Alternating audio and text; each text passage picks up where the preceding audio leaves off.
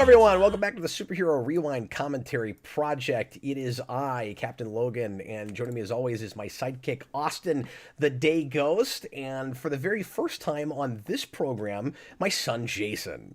Welcome, Jason. Whoa, it's me. It's a lot of firsts tonight. It's the first time you're here. Yeah. It's the first time we'll have had 3 people on an official Rewind commentary, and it's the first time we'll have done a concert slash music video compilation movie that doesn't at all look like a superhero thing until the 40-minute mark. Yeah. We are going to watch all of it, though. I had the thought, Austin, of just starting at the 37-minute mark. Well, it basically like cuts to black and then a new movie starts. Yeah, then a new movie Yeah. starts. Like, we totally could do that, but we're not going to.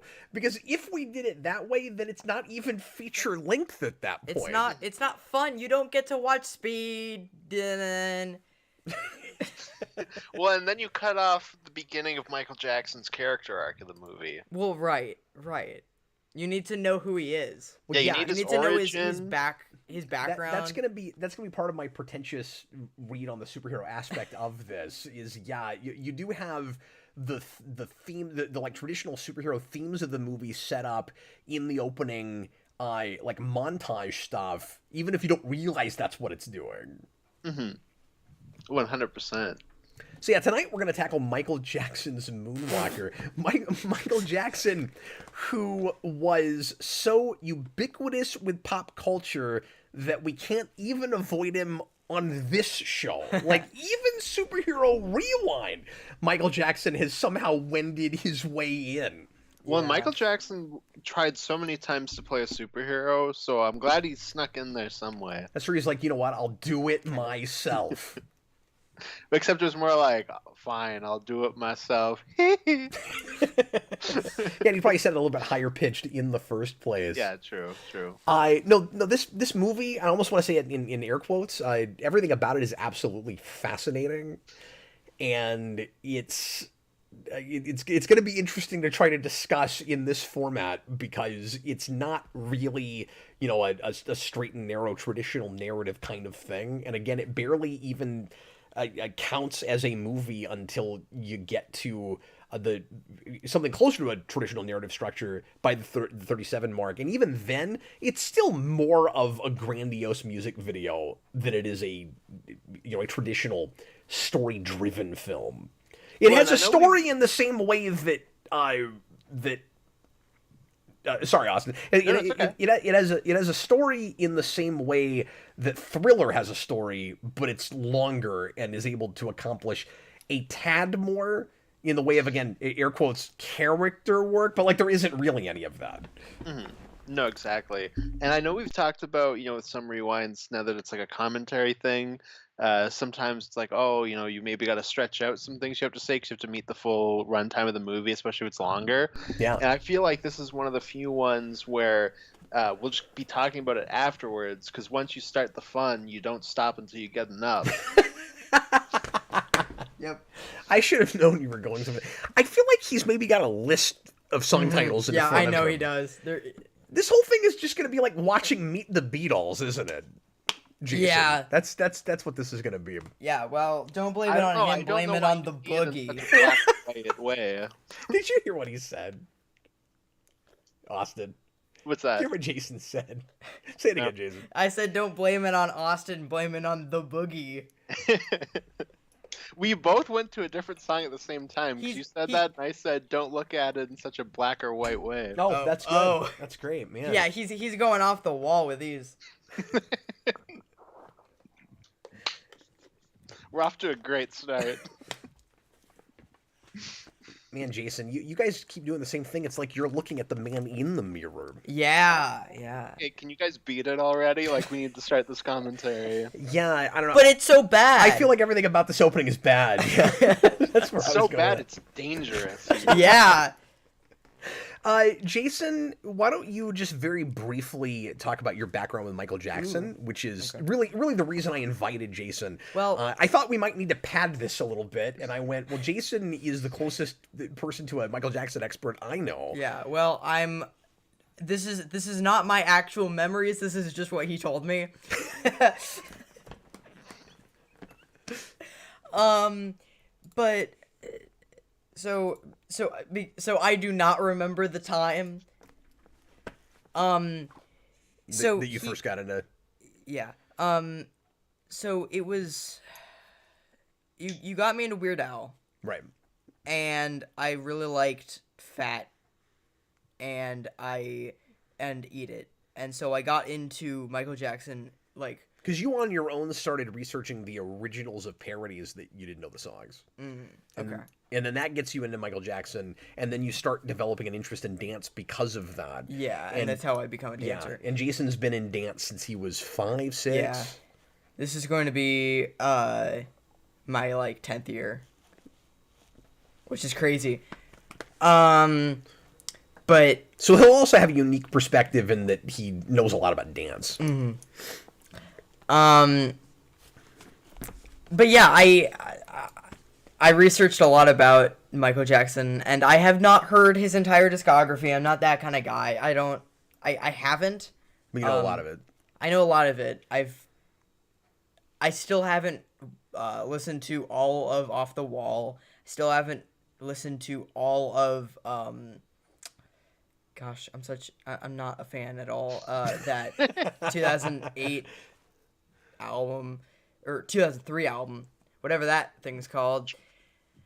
Is that Invincible? Invincible. I haven't watched. I haven't heard of. I haven't heard all of that. But you know a I lot have of the heard. major classic stuff. Yeah. Mm-hmm. Yeah, and then this is mainly based on Bad, because it came out at around the same time. And you had seen a lot of music videos that are in this movie, but you never actually watched the movie. Yeah, because so I had never actually watched the Smooth Criminal one, or at least I don't remember watching I it. think you did back in the day, but yeah. So maybe I have watched all of this movie except for the trippy thing at the beginning. I think I have watched the short films that are in this movie, but they've been like released on YouTube like separately. So Even all of Smooth Criminal? that's why I don't know. Interesting, I don't okay. know if I've watched all of Smooth Criminal. I've Well, watched I know Smooth Criminal in a lot of YouTube videos, they truncate the middle part out. Yeah. So it. I had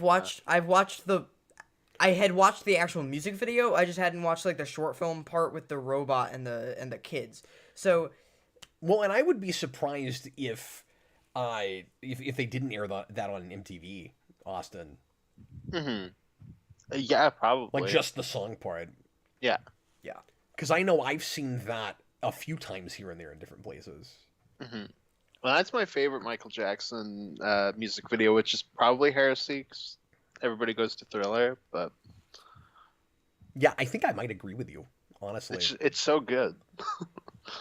Although, when you put it in with the rest of this, just in this movie, it's actually not my favorite part. Oh, okay. And I'll bring that up when we get there. Yeah. Because there was a bit I really enjoyed. Was it But- Leave Me Alone? Yeah. Yeah. Yeah, it's great. Yeah, that's a good one. That one's great. Yeah. With all the dogs. Yeah. And it basically just turns into Sledgehammer. It's fantastic. Okay, let's go ahead and get into it, guys. We're gonna watch this movie. It's about an hour and a half long. Like I said, we're not gonna be talking a great deal about superhero stuff for the first 40 minutes, although I will bring up what I think is the kind of thematic crux that it's establishing that already brings up some superhero ideas before that gets like clenched by the fact that he becomes a super-powered hero that can turn into both a car and a mech robot. When we get to the end. There's a part of me that Spoilers! I'm in this place where I'm like, do I want to spoil things? Like, it's a rewind commentary. We expect usually you've watched the movie before you come into this, but this is like I don't want to say obscure. It's Michael Jackson's Moonwalker. Because it was Michael Jackson and it made a lot of money on video back then, but it didn't go to theaters here, so it's a little more obscure than It's it more like should a have cult been. classic, I would say. Yeah. Yeah. And it has been released on disc a few times. I'll have to get a copy and put it back here now. I did not do that for this, but I'm gonna need to. I did wear a Michael Jackson shirt because I'm an actual fan. Even though you couldn't remember, Any of his Dude, songs. Invincible and that is it's like apparently not 2001 according to Dan's Den and not 03. So like you're a very much a fake fan. You have no idea what you're talking about. good. Okay, well I've listened to all of Michael, which is an even worse album. Thanks so much for being here. It's also Cap, bad. I think you It's should badder. It's better. Better. I think you should get a Star Trek the Motion Picture poster Yeah. and a Moonwalker poster and put them next to each Put them other next on a to each wall other. in your house. It's a good Yeah. idea. Mhm. We should do that. Yeah. Okay, you ready? Mm-hmm. All right, everybody get to timestamp 0. Get ready to press play when I say now. We're going to get right into Do it. you really want a Michael Jackson Moonwalker poster on your wall, though? Or do you want it off the wall? Just stop it. We'll put it in your room. Okay. Austin, as we get into this, would you start off by making your point that you said off camera just about the lack of logo at the start? Oh yeah, absolutely. All right, here we go. Everybody, please press play right now. And welcome. Thanks for being here live if you're doing that. Thanks for watching after the fact. So all I said before we got on camera is just that it's really weird that this movie doesn't have any logos. It's just Michael Jackson's legs walking across the screen, and then they pose, and it's a Michael Jackson logo. Okay, it's funny you say that because we're actually going to have to stop. Oh, Sorry, I'm going to start the clock over.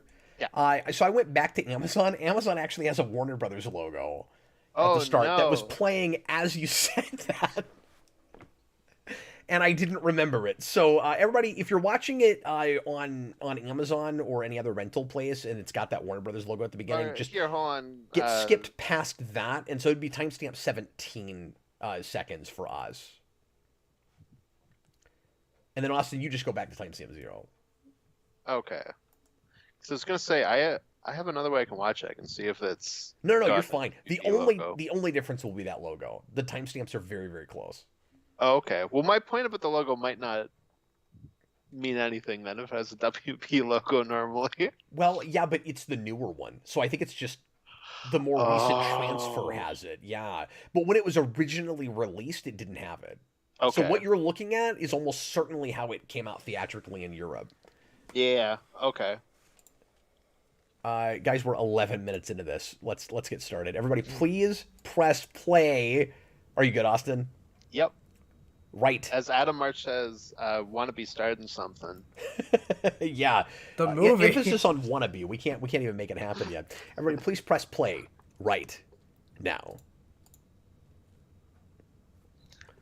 But yeah, so it doesn't really have any logos. It's just Michael Jackson. And Cap said, well, it's because he funded this, which makes a lot of sense. But I'm just surprised there's not a distribution logo, is all that I was surprised by.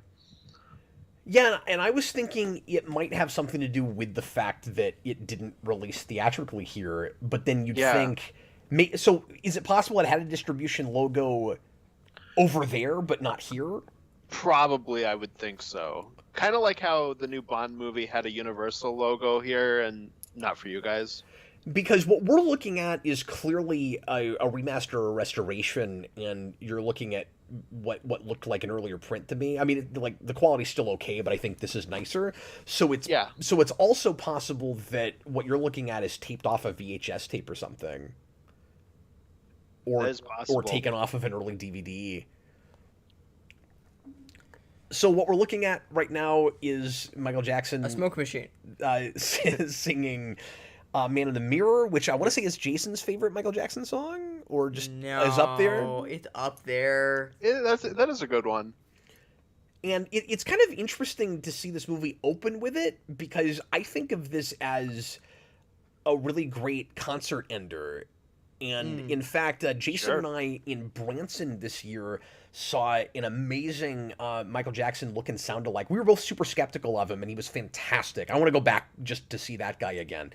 And he ended his set with this song, and I think all of his set was more or less in the order of the tour that he based that set on. And I forget which tour it was. Was it Dangerous? It was Dangerous. Yeah. Which he did in Branson, which he's doing in Branson right now, because Michael Jackson never actually did that tour in America. He only did it overseas. And I learned today why that is. It's because he was too tired. He didn't want to do a full tour again because he got super tired of doing stuff with the I don't think that's bad why he tour. didn't do it in America, though. I think it maybe had something to do with issues with his brothers, because he signed a thing at one point where he couldn't tour, where you could only tour as the Jackson 5. Oh. but then that changed at some point, so maybe that didn't have anything to do with Dangerous. I'm not sure. Well, I think that's why he doesn't tour for Thriller. That is why he doesn't tour for Thriller. Maybe it doesn't have anything to do Yeah. with Dangerous. I Okay, could be so wrong. there are like a bunch of different concerts playing here. Yes. And one of the costumes, I'm pretty sure, one of the costumes that he's wearing is the one that we just saw. Is the one on the cover of Michael Jackson Number Ones, which is a compilation album. That is what the big thing that got me into Michael Jackson, like music wise, because I played that on CD a lot. Okay, nice. Thomas Lowe says, really wish Michael did a full-length Thriller movie. I wish this movie was just cohesively a story from front to back, or at least had a, like even if not, a traditional narrative framework, just a framing device like other vignette films like Heavy Metal, which is really what I expected this to be. Now, if it was an hour and 30 minutes of just a lot of concert footage and music videos, it would be nice to have it strung together with some kind of coherency, with any kind of rhyme or reason, some kind of logic, and it has a little bit of that when we get into Jackson 5, where we kind of start to go linearly, but it's still just super random and a lot of bizarre kind of like almost yellow submarine imagery, and it gets to like a Sesame Street place. Yeah, it's really weird. Very, very quickly. I really expected this to open with a framing device. I thought it would be more like Metallica Through the Never, which is a great concert film, where you'd open with a concert like this, and then Michael Jackson comes off stage, and then he's talking to someone and then setting up kind of a narrative structure for the movie, and then, but it's like real loose, cookie cutter, and you just use that to jump between. No, we just get basically a 40-minute sizzle reel before the actual movie starts. Yeah. And I don't think it would have been difficult at all to take the exact concept that he's doing later with Smooth Criminal and just find a way to work all the other music videos into that framing. I do think there's at least some thought put into how it's put in place, because it's like you start with a lot of like, look how awesome and cool I am, I'm so great, and then it becomes, oh, being famous sucks and all of you sucks, get away from me. And then he fights criminals. So that's where I want to get into my thematic read on this at the opening, Austin, because it watched that way to me on first viewing, and then, believe it or not, I watched it again. Yeah. Because I'd only seen it once, and I was blindsided by the fact that it was just a weird compilation thing, and I had no idea what I was watching. I actually got kind of mad at Austin in the middle of it. Yeah, I get a message. It's like, yeah, I'm half an hour into this. Why am I watching? Why am I watching this? Just wait. You'll see. And there's like a part of me that's like, uh-oh, like this might just be canceled. I didn't think I then was he going comes to back agree and with he's him. like, okay, I I get thought it. there was going to be like a 5-minute section where he's a superhero, and I'm like, that doesn't count. We have to do Space Jam 2 if that counts. Yeah. Like, no. Before I get to my thematic thing, since we're looking at the Elizabeth Taylor thing, I just want to mention, it was curious to me that he brings up like scandal and controversy in his own movie. And I'm like, why is he pointing out the negative aspects of his life and the things where he wishes people that the paparazzi and the public would leave him alone, let him have his privacy? Why is he reminding everybody about his plastic surgeries and all of that? Yeah. And for a second, I thought maybe he had less creative control over this than I'd thought. And then it turns out that the whole thing is a passion project for him, and he was completely in charge of all of it. Now, he had to delegate a lot because he made the movie in between concert tours. Mm-hmm. This Elizabeth Taylor thing, I agree, is strange. I think the other ones make sense because they're in the Just Leave Me Alone music video, so it's like, here's all these things I'm being slapped with. Yeah. Just leave me alone. No, he's absolutely saying something with it. And yeah. I think the opening concert footage, and some of that feels like really dated and silly when you get the like all the boxes, like the patchwork box thing, cracked me up. Also, when that TV flies off, This- I thought this whole maybe thing that is was the start of a framing device, and then really it wasn't. weird.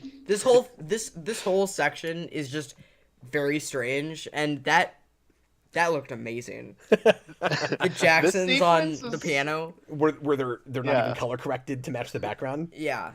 The sequence is also how I learned that the song Ben was made for the movie Ben, which is very weird because that's a horror movie about rats.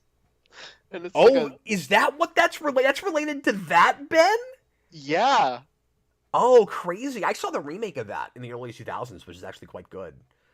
Oh, Willard, the Willard. first one. Yeah. Is that Yeah. not a remake of that movie? So Ben is the sequel to Willard. I gotcha. Okay. I guess I didn't get because I've never seen the original. I thought that was just a Yeah. remake of that. Sorry, there's so much to respond to because we're just being whacked throwing in it the at you. face with Oh, and weird also- images. Also, he wants that purple hat. I want that purple hat bad. That looks Bad. like a Joker purple hat. Exactly. That's why I want it. Yeah. But it's such a cool costume. But anyway, it's really weird that the Jackson 5 is introduced as the California Raisins. A lot of this movie it feels like Michael Jackson putting himself hip deep in the middle of, like it's a snapshot in history. He's putting himself hip deep in the middle of what contemporary pop culture is right then. And he's got references to so many people and properties and images and just like the feel of how we were making movies and music videos and everything that was huge pop culture in the zeitgeist during the materialism period of the 80s. And I think the point he's trying to make with it is I am so huge that I'm like a part of all of this and a massive part of it and a ubiquitous with it, like I said earlier, whether I want to be or not. And I've had the same read Austin did on first viewing with that opening. I'll wound back around to this for a second. While we're listening to clips of 21 different songs in a row and watching a robot attempt to dance like Michael Jackson right next to Michael Jackson. C-3PO's girlfriend. Yeah. Sorry, that's very distracting. But It's but anyway, it's pretty good for 80s, or like 88. that stop motion's quite good. Yeah. Yeah, no, it's cool. Anyway, And then these shoes. there's no way for this commentary to not be as haphazard and bipolar as the actual movie. Yeah. There's 100%. There's no way. There's no way. So But don't blame it on the boogie.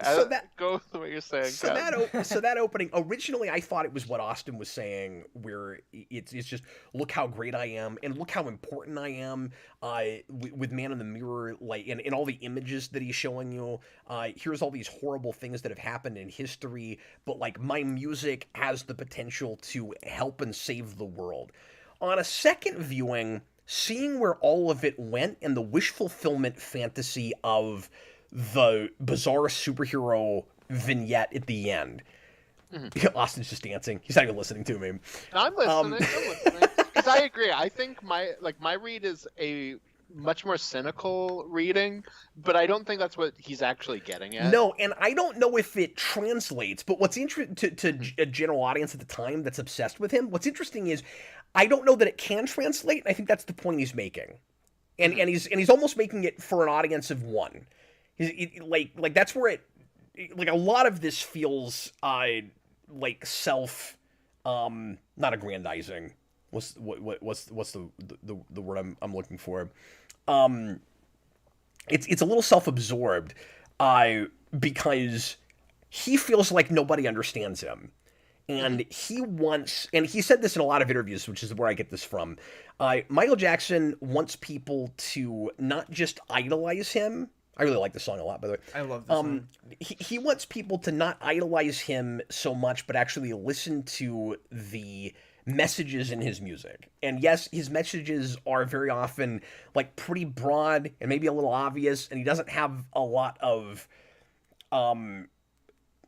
solutions to the problems he's bringing up. It's just, I want peace and harmony. I want the world to everybody to get along, and I want us to not have like horrible pollution, and that we're not destroying our planet. Let's all come together and figure out how to solve these problems. But where it starts to feel like the traditional like superhero hero's journey issues is Michael Jackson is that larger than life character like Superman, where he can't have a personal life in order to do his job. And he's lamenting that in this movie. He's like, he wants to be a superhero. He wants his music to change the world, and he thinks it could if only people would listen to what he's saying and not think about his fame. And in a way, tangentially, it's like the Superman problem, where Superman is concerned that like he's going around putting out fires and saving people and like helping out in the short term, but he worries that he's not actually making any real progress, because when he's gone, did he really make a difference? Like, is he? And same thing with Michael Jackson. Like, he wants to be a symbol of something beyond just his own fame. Yeah. Mm-hmm. And now he's with E.T. for some reason. I don't know where that image came from. That is a very that popular image. Like, image. always scared me as a kid. Like, that's such a weird picture.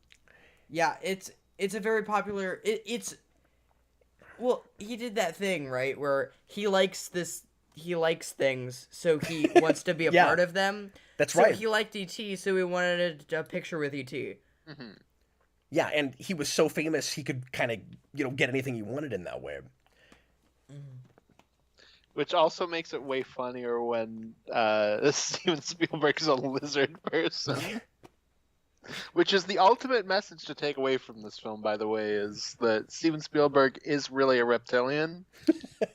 And Nobody saw, like, Michael Jackson saw it first. We all just assumed it was some kind of like creepy image or a metaphor for something. yeah. And we didn't No, look close enough at Steven Spielberg enough. after that.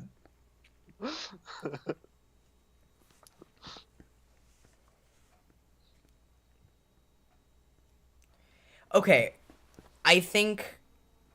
Actually, I forgot what my favorite Michael Jackson song is. It was bad, but like I've heard it so many times now. Sure. Right now, my favorite Michael Jackson song is "Ghosts." Oh. Oh, okay, nice. Mine's always been Smooth Criminal. Like, it goes in with the music video thing, where that's just always really stuck out for me. Yeah. I think we're about to get to my mom's. Hers is Dirty Diana. I think that's coming up. in a Jason minute. loved that when he was Dirty little. Diana is at the end of this. Oh, that's right. I knew it was somewhere in here. Oh, yeah, it's right here. Oh, never mind. It's at the beginning of the bad stuff. You're wrong. It's right here. Get out of here, you. Oh wait, no. man. This is the last song, but they only did like a few songs. Oh, and then it comes back. Okay. Oh. Well, it's not okay, the yeah. absolute last song because he does a Beatles parody at the end, curiously. Well, no, it's Yeah, it's the and- last song of this section. Oh, the though. section, This okay. section. I thought Because- he meant of the whole movie. Yeah, no, I was going to say, I don't think this comes back. no, it doesn't. And this song's great. I used to not like it as much, but Oh, I growing thought up, when you like were little, you really growing liked up, this song. I like it more. But I mean, you used to go around the house singing this all the time. I don't remember. Greek70 is a name I don't recognize there in the comments. He says, "Hi guys, I'm from Brazil. Greetings from Brazil. Well, greetings from Right on. Kansas City, but it's nice to hear from Greetings you Canada. in Brazil." To finish up the pretentious thematic point I was making earlier, just real quick, with Superman, the idea is, and kind of that 60s Batman thing too, that culture of dependence thing, where as the superhero, you're worried that people depend on you and can't, solve anything themselves, and are kind of missing the point of what you're doing. Like, you're trying to change hearts and minds more than just put out fires by yourself. With Michael Jackson, it's, I want to change hearts and minds. I don't want people to just fawn over me. Like, that's the equivalent of the dependence thing. It's the and Superman has issues with fame and stuff too, of course. And then the other place where there's a great parallel with that is that Michael Jackson is worried that he can't have a normal life and connect with human beings, but he needs to connect with them for his messages to resonate, which is the same problem that a larger than life iconic superhero has. Mm-hmm.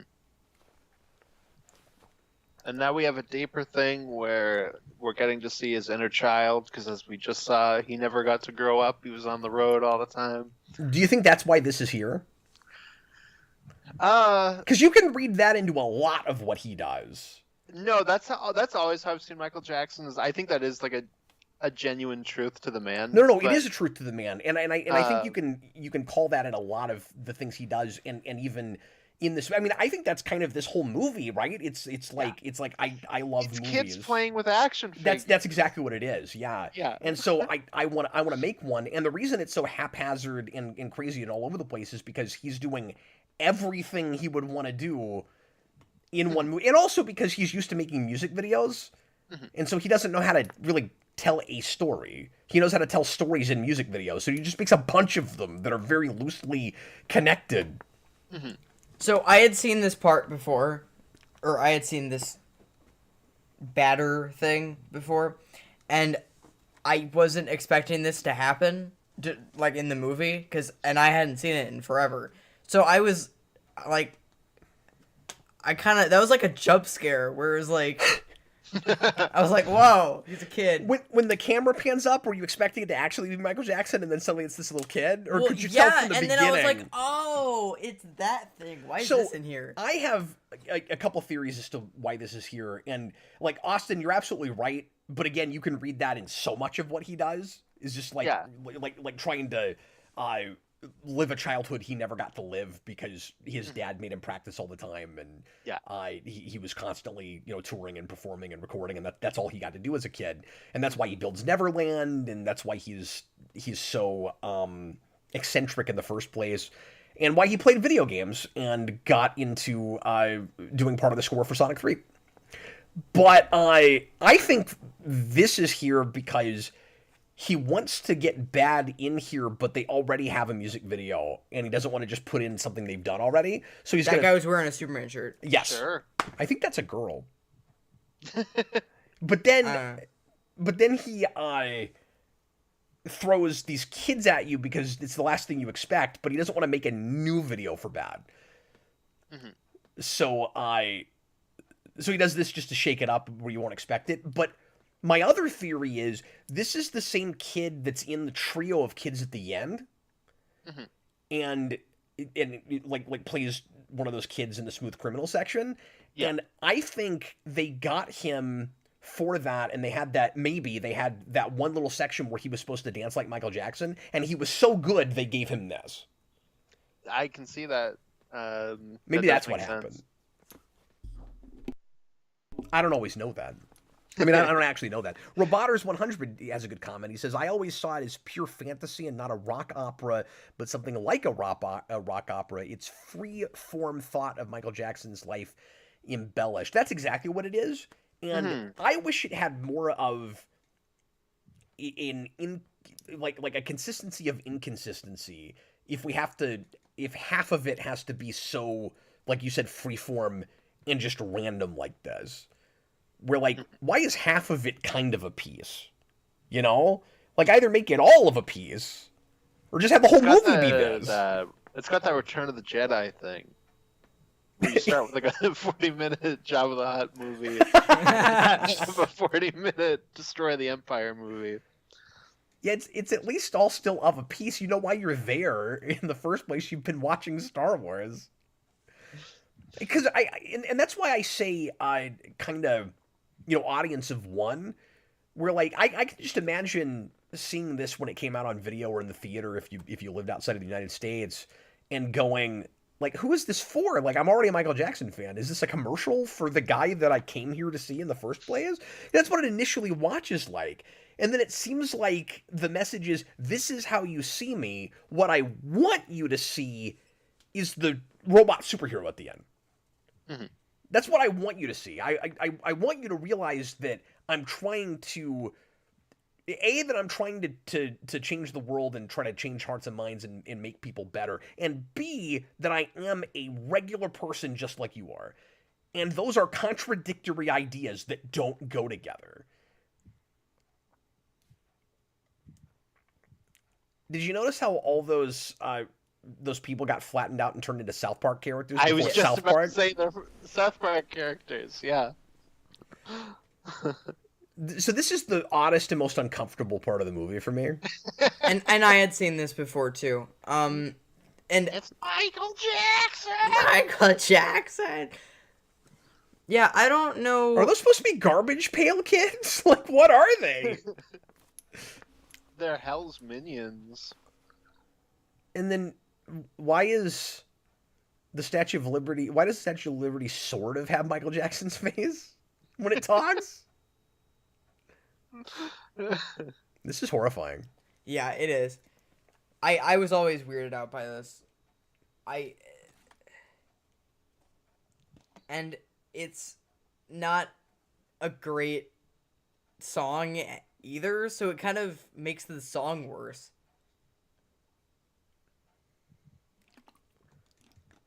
And I always just kind of relate this song to being a lot more of like a kiddie sort of song because of it. And it's like it's the second song on Bad, and like it's right after the song Bad, and it's like, you know, he's super serious, and then this. Well, this also begins the main thing he'll be doing for the rest of the movie, which is running. Yes. I was gonna say, like, when he's not dancing, he's running. Yes. It's really a shame that Michael Jackson and Tom Cruise didn't make a movie together. That's the real who can win in a race, the Flash or Superman. It's Tom Cruise and Michael Jackson. And now Steven Spielberg is a lizard. Like, I want to read a lot of like deep symbolism in all kinds of stuff in this movie, and at the end of the day, I think there's a lot of sometimes a lizard is just a lizard. Like, I don't know what to do with a lot of it, and I think a lot of it only makes sense to Michael Jackson, which is made clear when you watch the behind the scenes featurette that came out around when the movie was released, which is on YouTube. It is half an hour long, and I highly recommend it. It's really entertaining because the producers seem very in denial about what they've made, because they clearly didn't really know what they were making while they were making it, and then the movie came out and they went, oh, that's what this was? Okay. Because Michael Jackson really didn't have that much control, and you can tell that they're kind of, you know, making excuses, trying to justify how it came out. One of the producers goes on and on about how the point, like, whenever somebody says this, you can tell they feel maybe a little bit differently about it, but they're just not gonna be mean to Michael Jackson and come out and say it. Where he's like, well, movies are about just being entertained, and it doesn't matter if it makes sense, because you're definitely entertained if you're watching this. Yeah. I mean, he's not wrong. It's both. But you can tell he thought there was more to, and then he goes, but, you know, there's substance. Yeah, it's more about like feeling an idea, and Right. then on top of that, like, yeah, you can say anything about this movie. It's never boring. Like, it is always entertaining and doing something weird. I think there are places where it's kind of boring, but some of that's Fair just enough. sensibilities, I guess. I don't know why those girls were like, oh, it's him because he's being a rabbit. How They did they figured know it out. that? They could see through his disguise. Oh, Here's his first because he superpower. dances. Turn this into a It's motorcycle. because the But- way he moves. No, but he was It's like, the way he makes them feel. Yeah. no, but he was on a motorcycle. He was on a bicycle while they were. No. Saying that, though. He does a dance move before he mounts it, and then they know it's him because of the way he moved. Oh, okay. That's I what's thought that was happening like there. miles away, but No. okay. Okay. Also, why does that I don't think. claymation look like that? Like, And why does he turn into Sylvester Sylvester Stallone Stallone. with a jackhammer? yeah. Like, that's I don't weird. know, but you have to admit you've always wanted to see Stallone be like, again, a lot of this animation stuff is very indicative of what was going on right then on MTV from other artists. There's a lot of Sledgehammer in this video too, And there's and and like I said earlier, California Raisins. Like there's tons of stop motion stuff like this happening right then. And if you weren't around at the time or you haven't seen very much from the 80s, this is especially just music video stuff and comedy, like weird kind of like ostensibly family comedy stuff. This is very indicative of everything that was going on right then. Yeah, this is what, like a little bit before you have like MTV's celebrity boxing match or whatever that show was. And there's Pee Wee Herman, and Yeah. a lot of the comedic sensibilities with this are very Pee Wee Herman. Hmm. yeah, in this Speed Demon part, yeah. It's kind of surprising to me, unless I missed it somewhere, Austin, that there's not a parody of Reagan anywhere. Because usually a thing like this, you'd get a weird, creepy Reagan face. Yeah, like you see actual Reagan, but there's nothing like that. Because you get that in, what is that Genesis video that has a bunch of Reagan in it? I'm not sure. Yeah, I know what you're talking about, but I don't remember what song it is.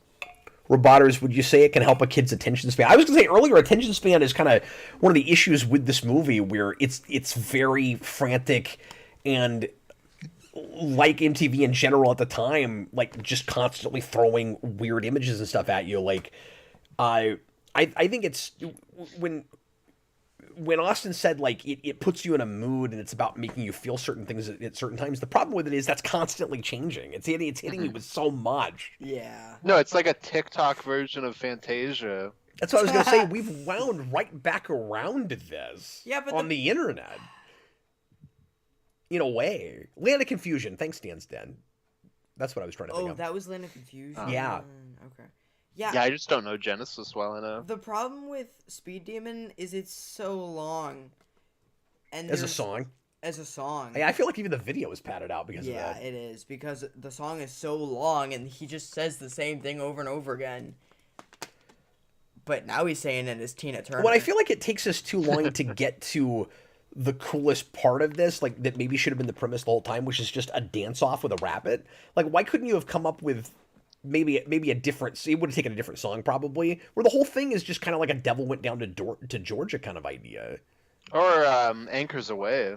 Oh yeah, absolutely. Well, and of course you're thinking Roger Rabbit through a lot of this section.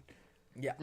And this is just before that came out and topped it real hard because it's using some of the same technology, but it doesn't look as good. Not just because it's stop motion, but like the characters don't. They're separated more from the background. They actually look like they're there. Yeah. Even Anchors Away did it better. Yeah. Well, I wonder if it's maybe easier to like hand draw a character into a scene than it is to stop motion it. Although I'm pretty I don't sure know. I looked this up. The budget for this movie was $67 million. Yeah.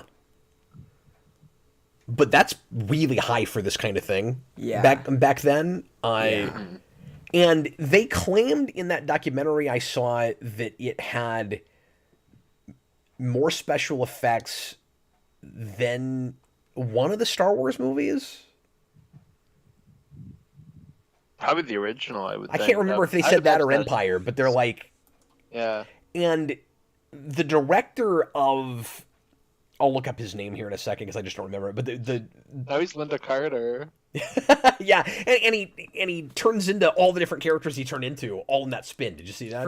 Yeah. I don't even know. That's one of his powers. Yeah, it's one of his Now the powers. Well, cop's he, like, yeah, hey, he can turn into things. No Michael Jacksoning. No Michael Jackson in. I think, correct me if I'm wrong, guys, in the comments, but I think it's Colin Chilvers, the guy who directs Smooth Criminal, Also- was an effects guy on Star Wars, and then becomes a director, Oh, Oh, he's on okay. Star Wars. I And- didn't know that. and that's why for the time a lot of the effects in that back half look as good as they do. In the back half. Yeah. There's so much Back to the Future in that. I don't know why the rabbit turns into a rock face. Like, I have no idea what's I have happening no idea there. what's happening there. And that song This is my favorite part of the whole that movie. song is also in Michael Jackson The And Experience. this is the most like Yellow Submarine thing in it, right? No, I actually kind of felt like... No, you're right. You're right. There is some Yellow Submarine in this section. There is. But it's obviously a different type of animation, but like I was just thinking like the way it's kind of set up. Yeah, and where it just gets really random. And there's also a lot of, like, pinball number count from Sesame Street. Go back and watch that, because it has a lot of trippy, hand-drawn imagery. Oh, okay. Michael confides to pet chimp. Yeah, Bubbles. I just want to see my face on the $1 bill. Oh, well, unfortunately, you only got it on the $20 bill. Oh.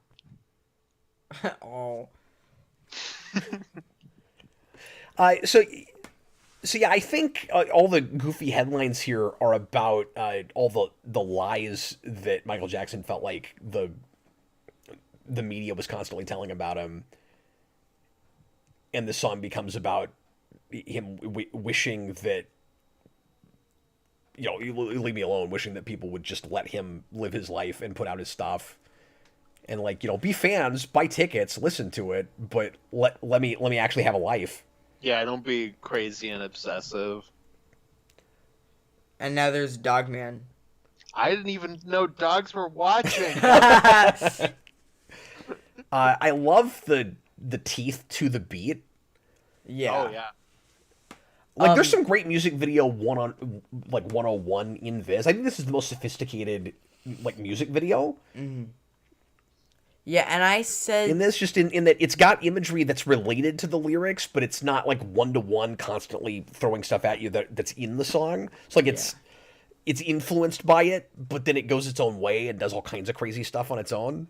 And I said that the music video for Speed Demon kind of made me like that song less. I think this made me like this song more. I had the same because I thing. hadn't actually seen this, I'd never seen this either. and I know that song, but it's like it was just another Michael Jackson song. Also, Austin, structurally, I wonder if maybe the movie shouldn't have included this song earlier. If we're ignoring that it's kind of going linearly through his history, or are we still doing that, or now is it just kind of some random songs? No, it's just some random songs. Okay. Now it's just kind of as the thing goes. I think it makes sense putting this because we just had like all the people being crazy and chasing him. You maybe, because you guys were complaining about the Speed Demon thing, you maybe instead of doing Speed Demon could have transitioned that into this song instead, but then it would look completely different. But I think the point that I think he's trying to make with the opening may have been stronger and come out more if this was the very next song, because again, he's saying I want to have a normal life, and I think this video is kind of saying, like, he's getting us in his like chaotic mind and saying, I feel crazy a lot of the time, and society has made me feel this way because of the way they react to my stuff. So if this was the second song, the opening song is saying, here's how you all see me, here's how I see you. I never would have guessed that we would have gotten an Elephant Man reference in this. Isn't that crazy? But yeah, structurally, I could see it going either way. Like, I get what you're saying, but I can also understand why you maybe thought, like, I need to kind of set up that this is how people are with me. I can kind of see it both ways. I guess for me, the problem is I'm far enough into the movie now that I've gotten a little bit numb to any ideas it has. Yeah, you're maybe going, okay, like, is this all it's going to be? Is just, like, music video after music video? And we're about to start the actual story. So I can. On first viewing, I got tired of it very quickly. I'll be honest with you. Yeah. And then I got intrigued when suddenly it started feeling like, what do you call it, a movie. All of a sudden. But once we'll get there. But once I had the whole thing, I was able to take it more on its own. Spielberg music. I was able to take it more on its own terms. Oh, I need to look into who scored this section. Oh yeah, I didn't look it up because it sounds like Silvestri. Mm-hmm. Bruce. Score is Bruce Broughton. I don't know that name right off. Yeah, it's not ringing a bell for me either. He apparently worked with Goldsmith some. Oh, okay. Oh, he did the original. Okay, he did a lot of TV early on. He did Hawaii Five-O, Interesting. which is one of my favorite themes of all time. Mm-hmm. Oh, he did Tiny Toons. It's really interesting. Okay, well, he is aping the Back to the Future score really hard here. There's a lot of Back to the Future in it. There's some ET in it. Spielberg house style. And yeah, just Spielberg in general. Mm-hmm. And it also, I'm reminded once again, a lot of Roger Rabbit, but that comes the year after this. So yeah, there are a lot of things that this is reminding me of that come after it because of just what's in the air. It's interesting that with the city stuff in this section, it's going to Blade Runner before 89 does it, before the Mario movie does it. That's breaking some new ground. And that is not a costume change. She just has the jacket on and then it takes it off. The reason I got confused about it is because there's a section that's a flashback right in the middle of this that I didn't realize on first viewing was a flashback because it's so jarring and kind of doesn't make any sense. Because, like... You don't even know that these kids even know Michael at the beginning of this? I mean, she says his name, but then suddenly they're being shot at, and then suddenly we flash back so that we can see them happen in a cave upon Mr. Big the villain. And then they get chased, but we never see the resolution of it, so I guess they got away at some point. And then we come back to the present, and they're being chased.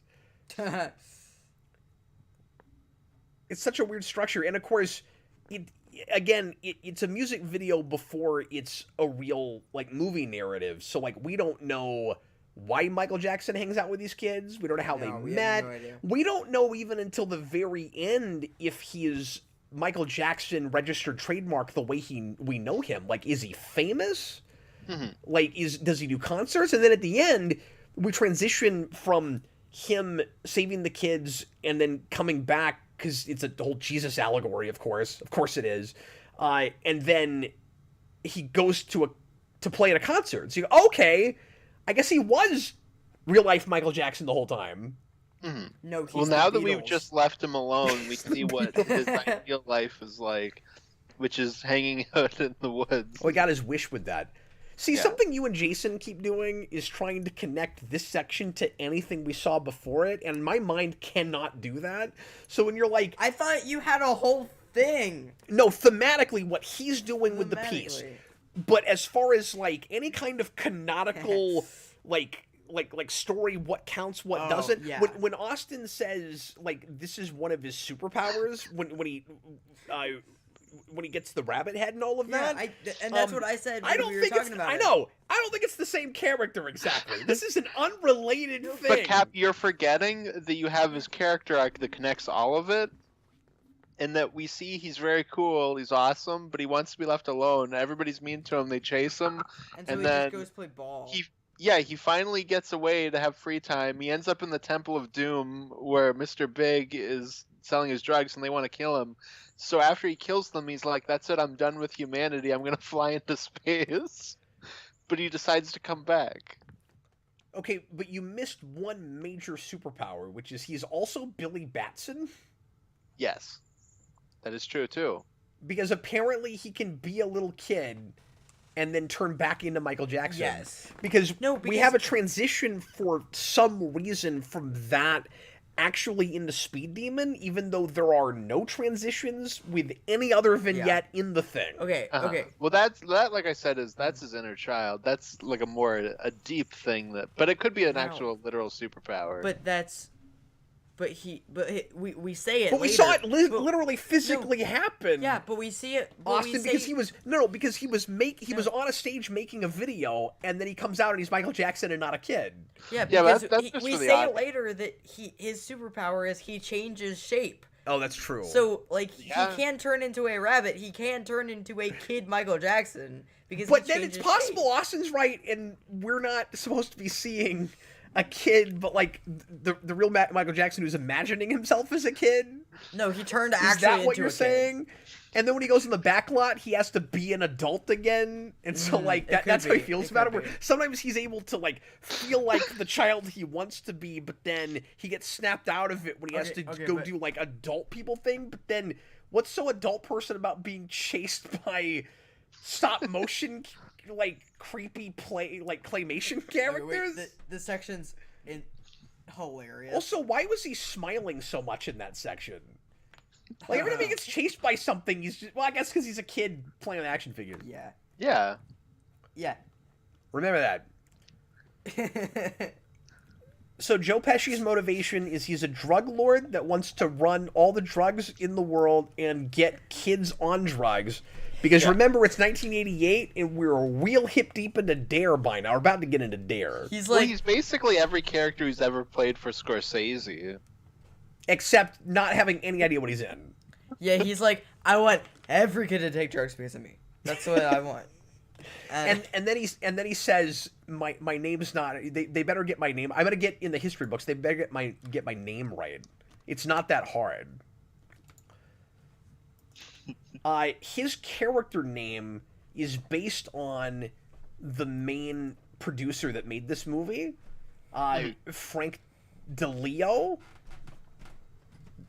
who's in that featurette that I watched. Oh, okay. But the character in the movie is Frankie Lidio. They changed that last name a little bit. I was gonna say my new reading of that now is he made the first half of this movie, and the producer started yelling at him, so he wrote a whole other section with the producers trying to kill him. Well, do you think there's any truth to the theory you and I came up with the other day that they had this section and then they had to pad it out because it just wasn't long enough? Because the way Michael Jackson talked about it was this was all the way he always wanted it to be. But I don't know if I trust that.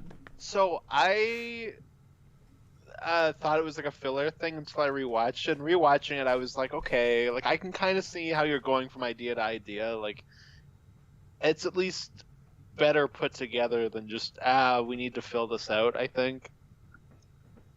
also, all of his all of Frankie Lideo's dialogue is amazing. Here we go. We're getting into the best part of the whole movie. Well, we're back to running. Split up all of a sudden. All of a sudden, go in different directions. He orders his men around like they're kindergartners. Yeah. And he also kind of seems like a kindergartner himself. Again, he's an action figure. Because his brilliant strategy for trapping Michael Jackson is everybody run in different directions and go in circles. You'll trap him that way. So his three best That's what he says. his three best lines are, well, he also has, I want every kid will be taking drugs because of me. That's great. But his three great lines are, let's see how cool he is now. Split up all of a sudden. All of a sudden. And cover everything in circles.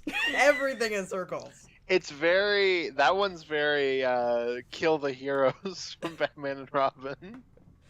Yeah. In that featurette I watched, In a round.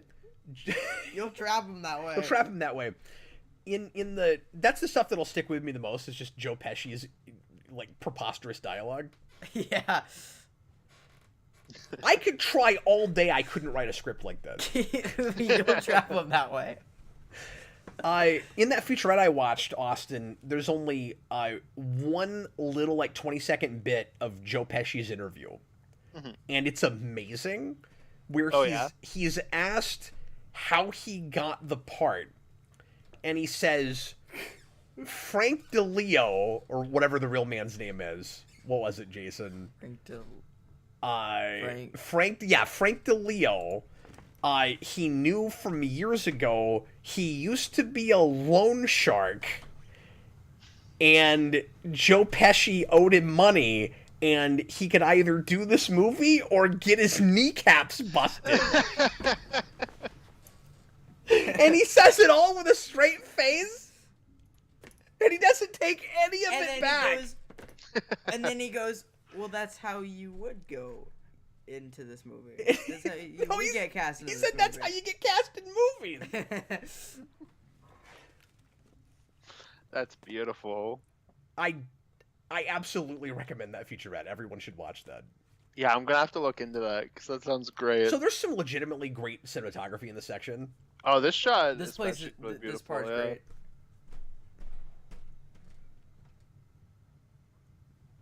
You know, as always, like, I want to take the thing on its own terms, but there's, I don't, just my own sensibilities. There's a part of me that really wishes that this was in, like I said earlier, you know, an hour and 40 minutes or an hour 30 minutes, of a like complete actual beginning, middle to end movie or like narrative, just because this guy clearly has the competence to make that kind of movie. Like, Michael Jackson just doesn't have the competence to write it. Yeah. And not to be unfair to Michael Jackson, that's not what he wants to make. Mm-hmm. Like, he just wants to do a big elaborate music video that is also accepted as a legitimate film.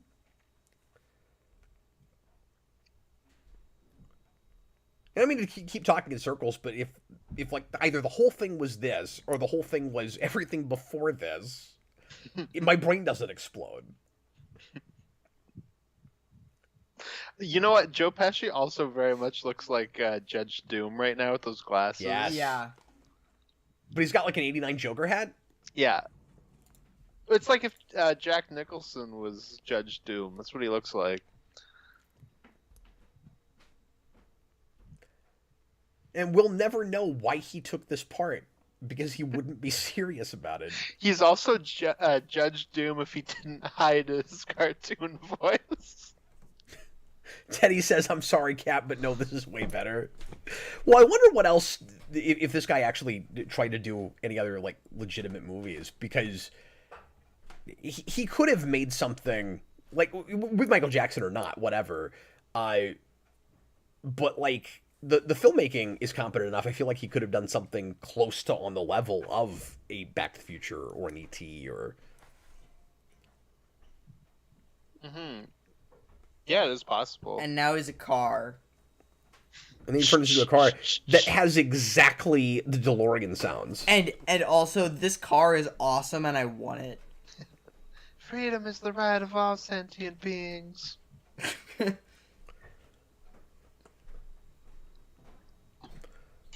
So, Austin, this might be a little bit obvious, but help me break down what really, honest to God, makes this count as a superhero movie.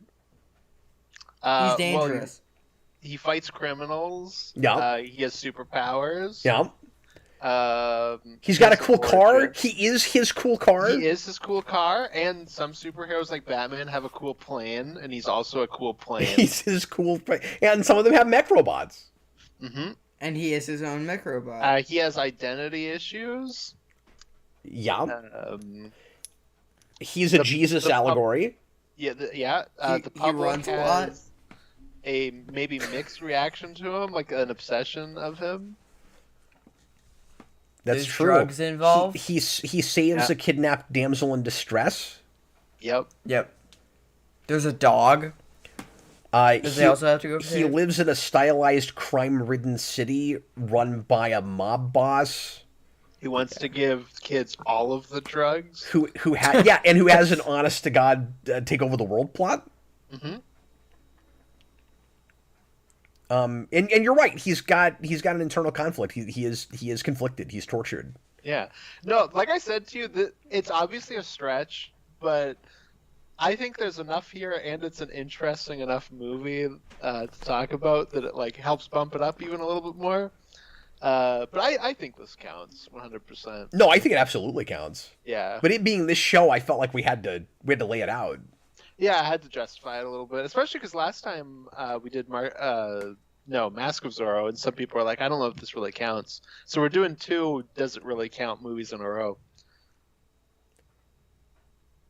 I mean, I feel like Mask of Zorro is even more clearly, Oh, obviously, a but when superhero movie than this, but this is maybe more of a superhero movie. Teddy put in a 4.99 super chat and said that this is his review of the movie. He says, "Don't do drugs, kids. Do Michael Jackson's Moonwalker, 1988." That's a good lesson. That's a good takeaway. Thanks for the support, Teddy. This shot is awesome. Yeah. Yeah. When it goes through the tunnel, I don't even fully know how they did that. Like, it's really, really And good. also, that setup is really cool where they go into Club 30s and then it's all, like, spider-webbed, you know? Because spiders, and then also they're going to go in and that's going to be, like, the place for the music video. So, Austin, should I even ask any logical questions? No. Is there any point in doing that? Oh, I don't know. he has multiple superpowers because he can also take a club and that is filled with spider webs and get rid of the spider webs and bring in a bunch of random people in fill there it with with people? air, with like wind. Like, look. Yeah, this gets into a weird The Shining place. Yeah. I don't even know if these people are real. All I know is that the beginning of this movie was, like, make a change, all this stuff, like, be good to the world or whatever. And this sequence is going to end with him whipping out a Tommy gun and shooting people. And it's really funny. Yeah. Well, but again, this is the fantasy part. Yeah. And that was absolutely. that was sort of the real life part. That was the right? real part, yeah. Yeah. Well, and I meant to say this earlier when he says, take a look at yourself and make a change. I think with this movie he's saying, look at yourself and not me. Mm-hmm. Oh, 100%. Where it's like, this is what I'm trying to do. I'm trying to constantly like be a better person and put that in my work and be a symbol for other people to follow because I have that platform and I know how influential I am. And if only other people would take that message and do that themselves, sort of like that Batman idea of if everybody went out and and did the kind of vigilante thing I did, we wouldn't have any villains in the world. Mm-hmm. And now we're into my favorite part of the movie. This whole section's awesome. I like the cat on the piano. I just don't know. My favorite know. part is when he catches the pool ball, spins, and crushes it. Yeah. It's an amazing video. I have no idea what it has to do with the rest of this section. No, Like it doesn't have anything It's to just do. cool. Like, That's why I don't know if I should ask logical questions. It's like Michael Jackson turns into a car. He's running from evil Joe Pesci, and he looks like he's maybe been caught, and he's afraid. He doesn't know what to do. He looks up in the sky, and there's a shooting star. And I don't know if he could turn into a car before that, or if that's the reason he can turn into a car. And then he's like, oh, wait, now I can turn into a car. So then he does that. And then he tells these kids to meet him at this club. And then he comes to the club. He doesn't meet them. They just watch from in the window. I don't know if he even knows they're there. And then he populates this place magically with people to dance with and do this, like, noirish, like, smooth criminal thing. And then it's done after this, and then we get back to the Joe Pesci part. And the Do you funniest know why thing... it's even funnier than that, though, Cap?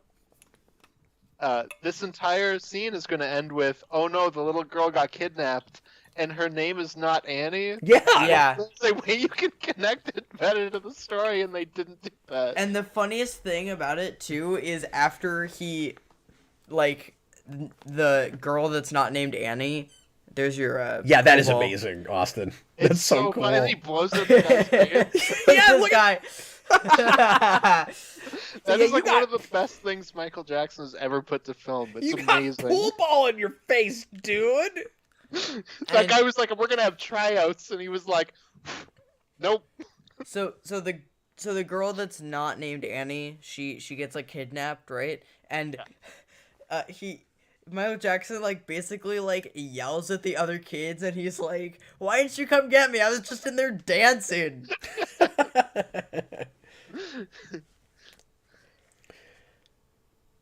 Yeah, what's kind of confused about the whole thing is if her name was only Annie, it would sort of feel like this has something to do with everything. But, like, she hasn't even been kidnapped yet. That happens later. He also shoots this man and he disintegrates into the wall. Yeah. And Awesome. if she was, you could call Joe Pesci's character a smooth criminal. But what's confused about it is, I always thought this outfit was made to make Michael Jackson look like the smooth criminal. Like, he looks like a mob boss in the video. Also, Joe Pesci says smooth. But it's his superhero costume. Joe Pesci says smooth like 1,000 times in this. So he Like- is the smooth criminal. No, he's the one but who he's keeps saying also smooth. saying that like Michael Jackson like thinks he's smooth. That And, line, like, stuff Oh, like I that. see. that line reading later, you can tell Joe Pesci doesn't realize he's calling back to anything. I wonder if he even realizes that this is a song, because his line reading is so wrong and bad when he goes, not so smooth now, is it? And I'm like, that's clearly not how that was written. Like, not so smooth now. I'm like, your emphasis is wrong. That really bothered me, Austin. That kind of ruined the whole movie. It was all downhill after that. I feel like this is a good place to bring up the Moonwalker video games. Yes. The Genesis game, which is not a direct port of the arcade game, it's a completely different from the ground up kind of game.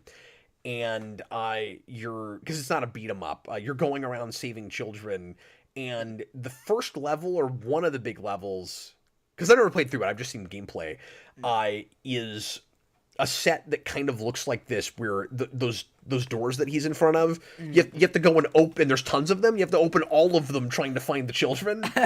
So you're in Yeah, I this. remember he does the little spin where he's like. Yeah, he that, does a and spin they- move, Yeah. Okay, so this and this he's got part- like the magic dust that comes out of his feet too. Yeah, so this part is hilarious because he just won't stop doing this. Where he's like. It And- turns into like a weird orgy, and I And don't it's know what's just- happening. Yeah, it's Yeah. it's weird. It's a little uncomfortable, but I will give it. I think it's really cool when they start all screaming, "Annie, are you okay?" And then he does, and then it like bursts back into the song. I Yeah, think that's pretty cool. It's But then cool. he just you starts. you need that to justify whatever the rest of this is. Because I don't know what I'm looking at. Although he did this kind of stuff in concerts a lot, where you just stop everything and the lights go out and you have no idea what's happening. Yeah, it's your like kind of moment to cool down and take a second. I don't even think he told anyone to do any of this. I think they're just doing whatever they want. Oh, 100%. Because there's some It's weird it's stuff their going on. contribution. Thomas Lowe, is the smooth criminal game real? Well, the Moonwalker game is real, and it's got a smooth criminal section in it. It's also got a thriller section in it.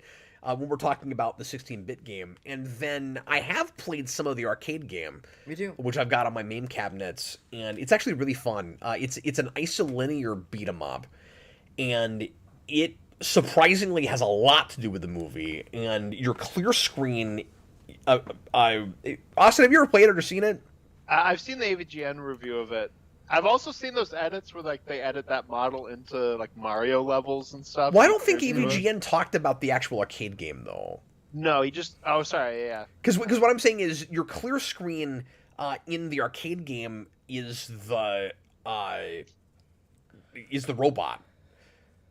Maybe the okay. robot's in the 16-bit game somewhere too. I'm not sure, but Sorry, you I was use it. thinking of the clear screen in the Genesis game. Sorry. Okay, because you actually use it quite a bit in the isolinear game. Oh, okay. Because I said clear screen. Maybe it is the clear screen in the 16-bit game, and I'm mixing them up. Because now that I'm thinking about it, in the arcade game, there's the lean. The lean is one of my favorite things he does. Oh, it's so good. Well, the clear screen in the Genesis game is when they all dance together. I think sometimes they do like the thriller dance. So he doesn't turn into a Oh, robot. and- Because you actually turn into it for like 20 or 30 seconds, and you shoot missiles everywhere. Yeah. It's awesome. I never knew what that was about. Like, I didn't know that he actually turned into a robot in this. No, I didn't know that either. My mind was kind of blown watching this It's yesterday. crazy. It comes out of nowhere. It comes out of nowhere. He's got his really creepy, like, flat robot Michael Jackson face, and then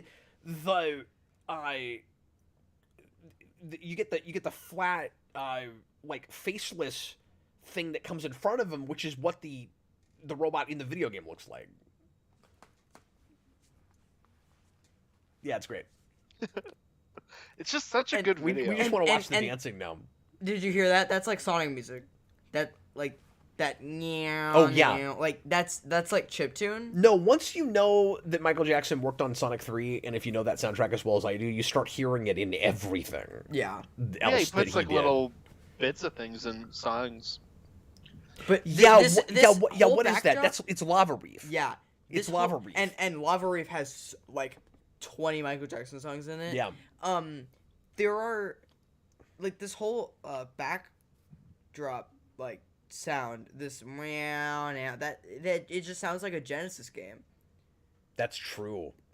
Well, and the Genesis like soundtrack was pretty good in translating this music into that sound. Yeah. They did a great job with it.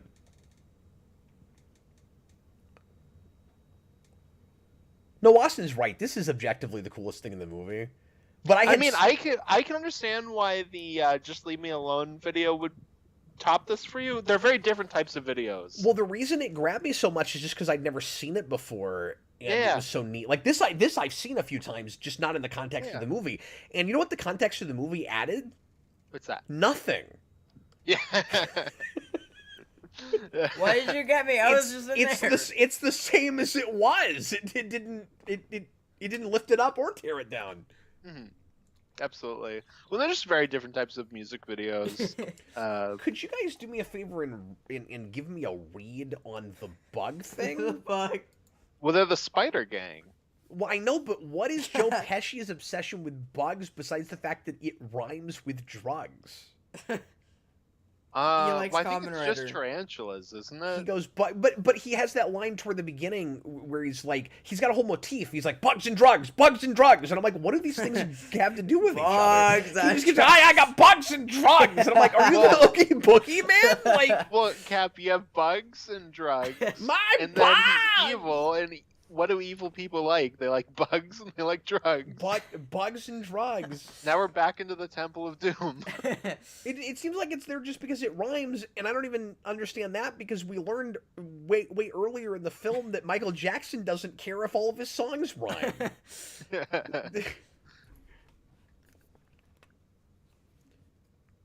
All the lighting in the Smooth Criminal section is so good.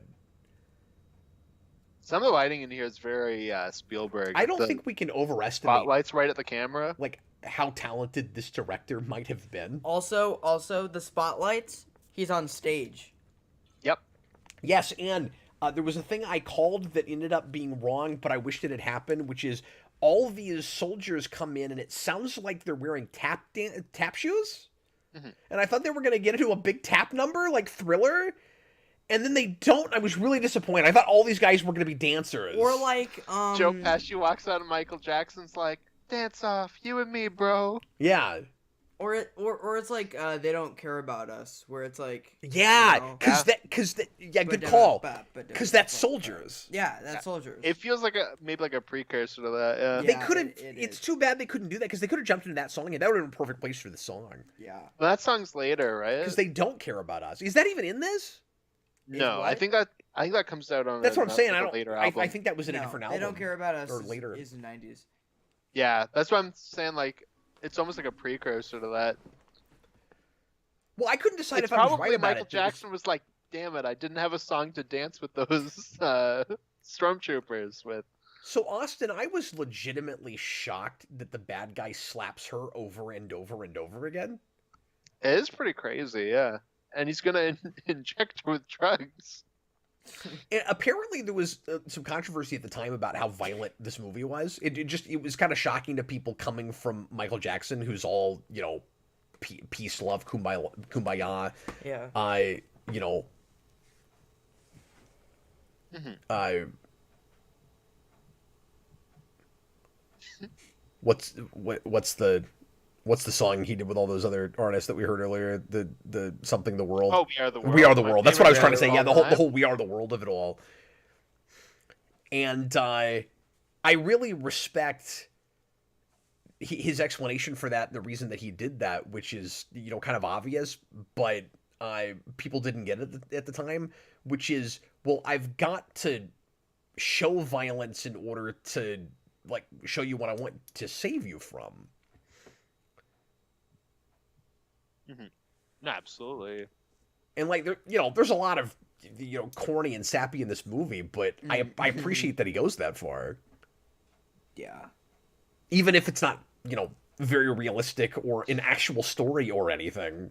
I'm Colossus. Actually, I'm a Transformer. I don't know what that was for. Why did he have to open his face like that? Because it Nobody's looked like cool, I guess. female Terminator from T3. I saw this. Yeah, I'm and then like, this is a what Ghostbuster is shot. happening? Yeah. Full on.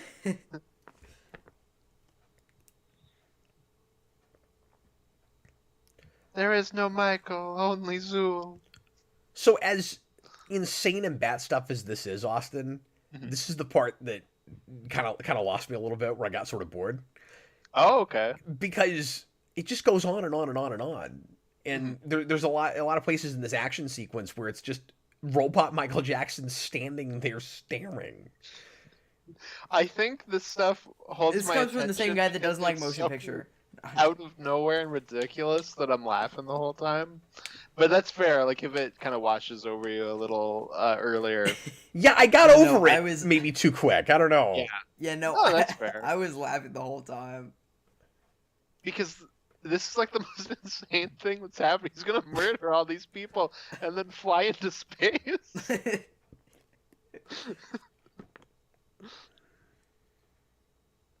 And also, this is 1988. He's still transforming. Like, he's such a that's true. this is insane for 88. And this isn't even the only thing that looks like kind of good in this movie. Like, there's like, they actually tried with a lot of this. No, this actually holds up shockingly well. Yeah. Shockingly This well. It's part not does. it's not that far away from like Ed 209.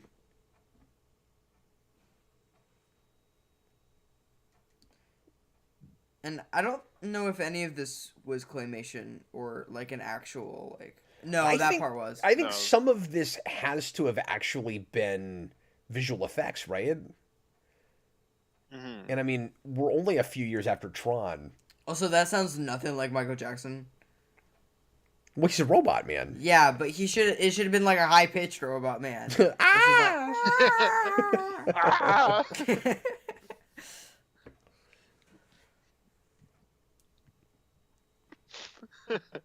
If you could add a song to him killing these people, what song would you add? We are the world. Yes. That's where I should have gone. Earth Song.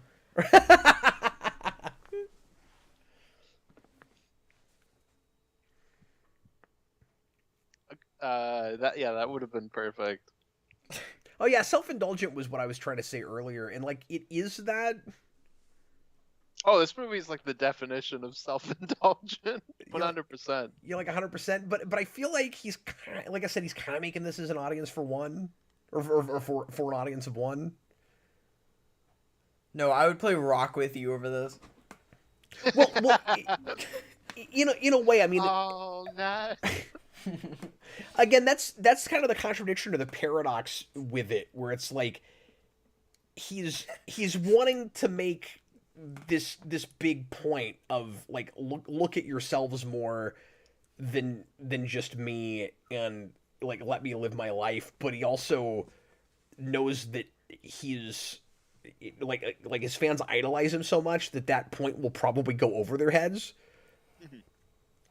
It just feels like this really frustrated kind of project where he's like, I'm just gonna like put everything I've ever wanted to see on film. Yeah. This And is for commercial appeal. yeah, tell people while I'm doing it that they should listen to what I'm trying to say and not worship me like a god. But I know they're going to anyway. Like that's what it watches like. I love here where Joe Pesci's like, looking like he's about to like run away. Like he's like, oh god, what is gonna happen? Like, is he gonna like shoot missiles at me? And then Michael Jackson just flies off. I want to know how much time is supposed to pass between Michael Jackson flying off and the kids thinking they're never going to see him again, and when he comes back, because it feels like it's 3 seconds later. But then they go, "We missed you.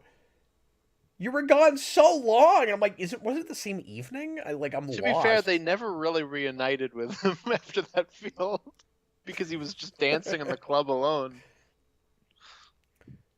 Well, that's true, but they at least see him when he tries to save the girl. Yeah. He's standing there in front of them.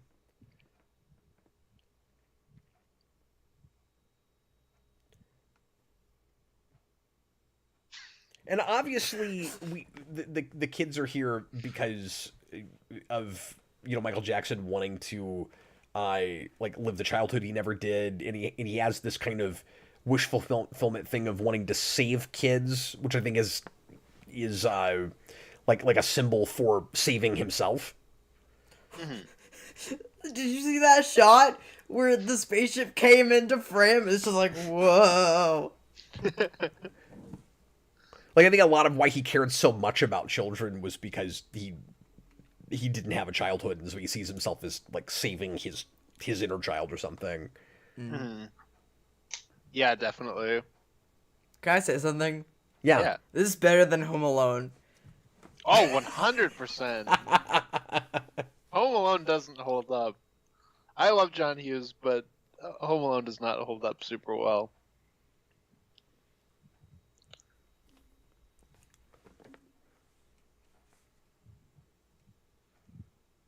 And now it's The Last Starfighter. Yeah. It is. Look at that. It's just The Last Starfighter. And now Michael Tron flies off into the night. And it's Close Encounters. And of course, these kids are all the kids from these like sci-fi family films.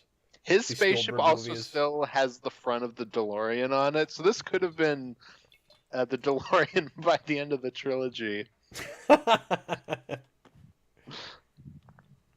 But these kids don't have the edge of like the Goonies kids or the E.T. kids. Like they feel like they walked out of a 1940s musical. Well, the one on the right, they're just newsies or something. Yeah.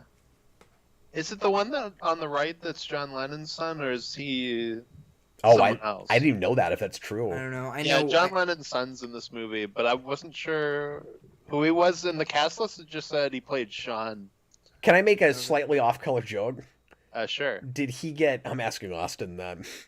Did Michael Jackson get the rights to John Lennon's son when he bought the catalog of Beatles songs?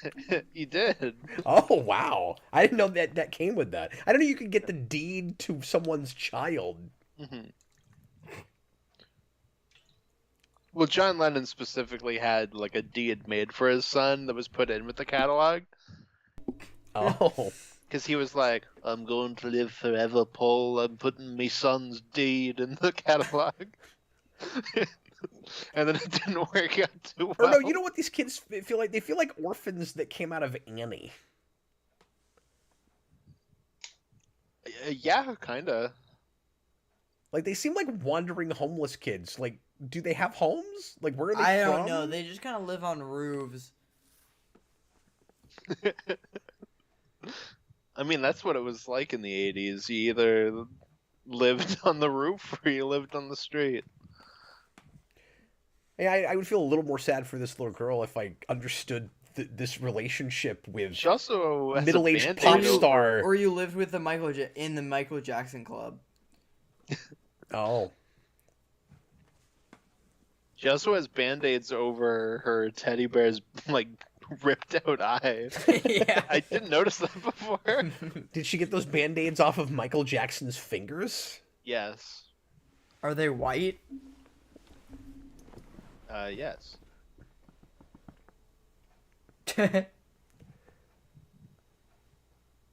If you wish it, he will come.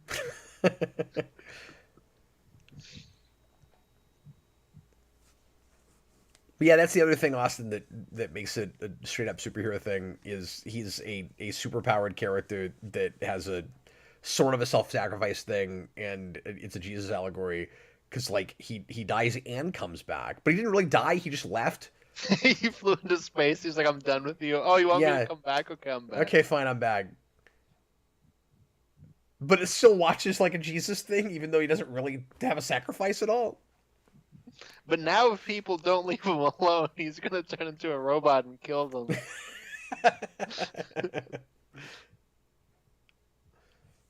So I really thought it was just going to go to credits right here. It does seem like it. Where And he's I think like, it's kind of unfortunate that we end on the weakest song. I don't know. I think "Come Together" is like the most overrated Beatles song. well, and it's an odd note to leave on. I mean, we do Yes. get a really long credit sequence where we went back around, and I forget what song they replay at the end of the credits. Do you remember, Jason? It's Because they have those guys just chanting through half of it, and then Mhm. like whatever that song was. And Yeah. I'm not also sure why that yeah, choice that was was made. that I think that song is called like "Walk the Moon." Oh, okay. I mean, it's good. Like, I'm just not sure why he made that choice. Because it's "Walk the Moon." Is he making a point? Like, oh, Because Yeah. it's "Walk the because Moon." it's walk them. Is that why? Yeah, that's why. I hope Okay. it's just "Walk the Dinosaur," but he says "Walk the Moon." No, it's not. Yeah, and of course not. Yeah, no, I think "Come Yeah, Together" no, is there's overrated. no was in this But- movie. I also think that Aerosmith's "Come Together" is way better than the Beatles' "Come Together." I think like there's a reason that there's a lot of covers of that because like I'm not the biggest fan of that original song, and I think a lot of people did it a bit better. Fair enough. I do like the Beatles one more than Aerosmith, but fair enough. And I'm with Austin. I on think that, this but is cool. I just don't like Aerosmith in general, though. To be fair, I'm right there with you. No one likes Aerosmith. that's okay. The Whedon cut of Justice League plays their "Come Together." You got that. I like how heavy he plays this version. It was heavier than I was expecting. Like, That that's- is that's definitely cool. something. And Also, I like the thematically thing it kind he's of wearing. bookends it. You know, where It's just weird that it's not a Michael Jackson song. no, I know that's But- what's really strange about it. Mhm. Yeah, but it could have been. Honestly, like those lyrics are very Michael Jackson. Well, Sure. and he adds a lot of weird, crazy crap at the end of it that it makes it even more Michael Jackson. Yeah, which is what Aerosmith does. He should have just ended with PYT. Yeah. Or something like that. Now, it's possible that the Michael Jackson in this whole short film, this whole Smooth Criminal section, actually isn't a real pop star, and just this is still part of his superpower set, because he goes back into the club and populates it with a crowd and a band.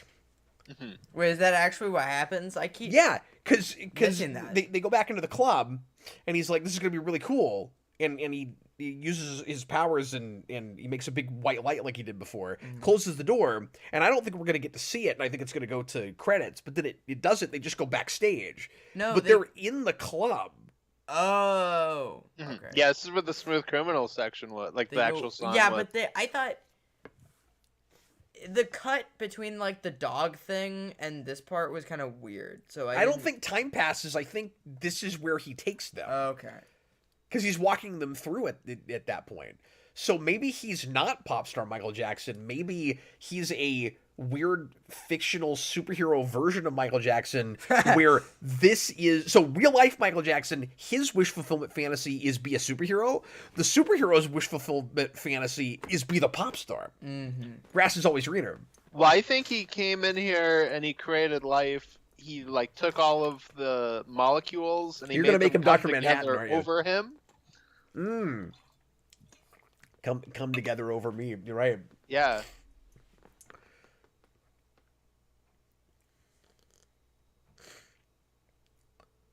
But like I said, it's kind of, even though he didn't write this song, I guess it kind of thematically bookends, because Man in the Mirror is like make the world a better place by like looking at yourself and making yourself a better person.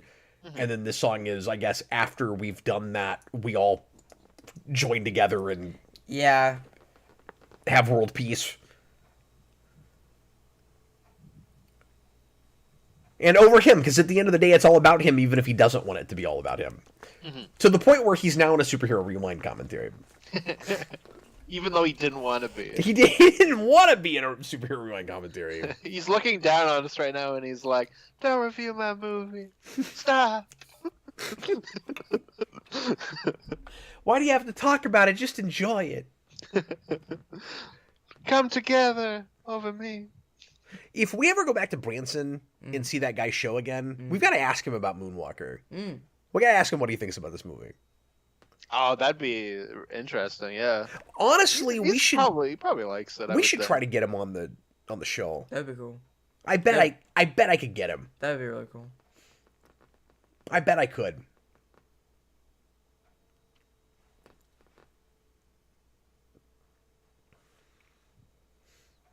Austin, I think you're a mojo filter, or possibly an early warning, Oh.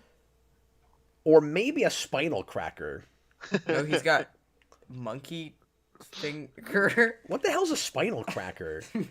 It's a spinal like, cracker. It's like a firecracker, but a spinal cracker. What's what Bane Oh. did to Batman? He gave him a spinal cracker. So honestly, I've enjoyed this a lot more watching with you guys and talking over it. I think this is one of those movies where it's not the kind of thing that's meant It's that kind of a movie. to just like fully hold your attention, and it's just you in the movie. Like, you want a crowd and you want to maybe occasionally say something. This is like a perfect watch party movie. Like, you Exactly, just get yeah. some friends together and throw this on. Why do you always do that to me, Austin? I'll take 10 minutes to say something, and then you're able to get that exact idea in 5 words. Well, that's one of the reasons, because I've always wanted to do a commentary on this with you guys, because I knew it would be a good time. This is how you worked it. I don't know what made you think that making it an official rewind commentary was the only way that you could get it on the channel. Because I realized, wait a minute, there's an argument that this counts. And we don't want to do it twice. Yeah. Why does that guy have white paint all over him? I don't know. He also kind of looks like P. Diddy, which makes me uncomfortable.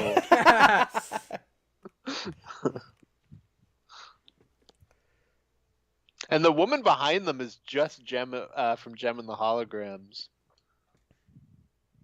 Oh, I've never seen that. I remember the previews when that came out, but Oh, okay, yeah. I did the movie version.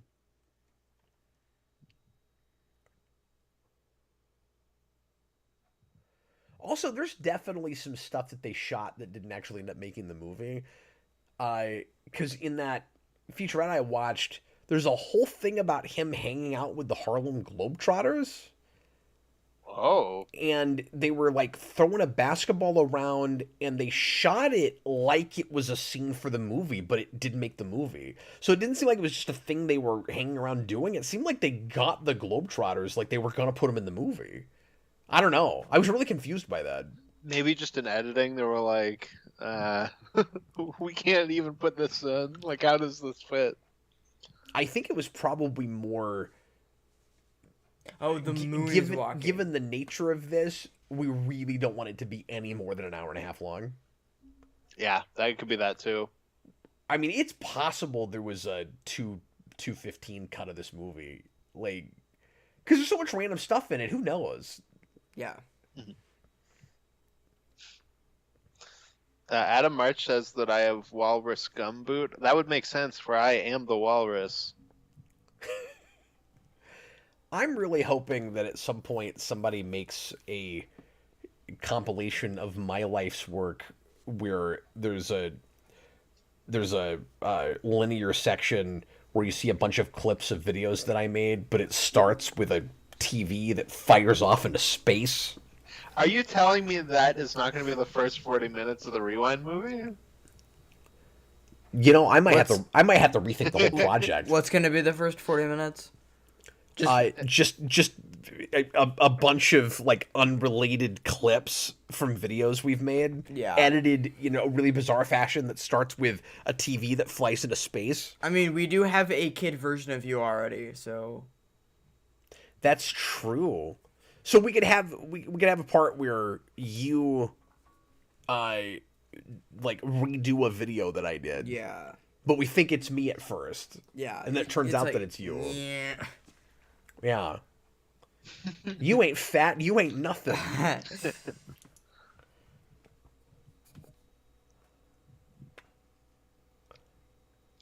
Austin, in this moment, I have no idea how I rate this movie, by the way. See, I've known since like even before I watched it, I was like, it's probably gonna be this, and then I watched it, and I was like, yes, it is. I don't know what your Just as a superhero rewind, like thing as a superhero movie, I don't know how to think about this in relation to other superhero movies. It's just often in its own thing. Like, yeah, again, it's a fair. movie about Michael Jackson, made for Michael Jackson, hoping against hope that people will understand him better, but knowing they won't. How does your rating system work again? Okay, so tip top, absolute best is legend. Oh yeah. Then it's superhero. It's legend. Then it's hero. Okay. Then we're not rating yet. Then it's supervillain, and then it's nemesis. Oh, okay. Oh, there are 5. There's 5. There's 5. Okay, that's different. Hero's middle of the road. Okay. Heroes middle of the road. Yeah, I think there's it's several just places smooth where I thought it criminal, was man. just gonna be done, where like it shows the street again, and then it goes out, and I'm like, well, that was weird. Why is that the last thing you saw? Oh wait, no, it's not. Now we're just going back to Smooth Criminal. Because they knew that was Austin's favorite part, so they're gonna have him watch it again, but with a really weird frame rate. But you have to admit, Michael Jackson running on the street, that frame rate was really funny. Oh, and then mine just stopped. Did yours keep going? Yeah, mine's still going. Okay, mine was just done, and then tried to play Star Trek 3. Oh, not even the one it shares a similar poster to. No, No, what it are you didn't go to doing, motion picture. Amazon? It should have, but it didn't. Yeah. Well, this and motion picture are very similar movies in general. Well, not according to you. There's not any long, boring parts. Oh, yeah. But I don't find motion picture boring, so Any of it? no. There's I no think- point where you're looking at your watch. That's so weird. Like, especially Yeah. not being a Star Trek guy. No, I think that movie's just really cool. Is it just because it looks great? Yeah, like it's always holding my attention because of that. And there's certain things like the Enterprise thing goes on so long that it turns around and becomes really funny. It's like I'm not bored. I'm just like, here we're going again. Well, and it's also really funny, in hindsight, if you've seen a lot of TNG before that, because it feels even longer with that theme played at like a third the speed. Because that starts as the motion picture theme, but it becomes the TNG theme. So if you're only used to hearing it in that show, you go back to motion pictures like da da da da da, while you're watching the Enterprise for like 40 minutes, just pulling out a space dog. No, and because Wrath of Khan reuses some of that scene, and every time I'm like, play the whole thing. Stop trying to speed it up. For all the With plebs. respect, I'm pretty sure they shot their own. I don't think they reuse any of that. I think it's definitely reusing that. I will have to go back and look. I don't think you're For right what? about that. Both times I've seen them back to back, and I'm like at least 95% sure it's the exact same. It's possible, but I've never heard that. I'll go back and look. Yeah. I mean, because the thing is, it is the same model, so it's entirely possible it just looks really close. Now, there are reused effects in some of those movies.